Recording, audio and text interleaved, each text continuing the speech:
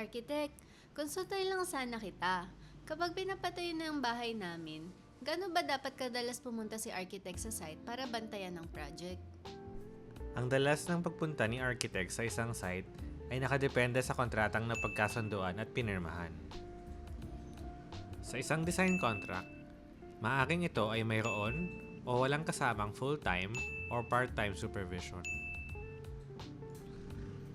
Ang pagbantay sa site o tinatawag na supervision ay nangangahulugang si architect ay may liability hindi lamang sa design kung hindi pati na rin sa construction phase na sinupervise o binantayan nito.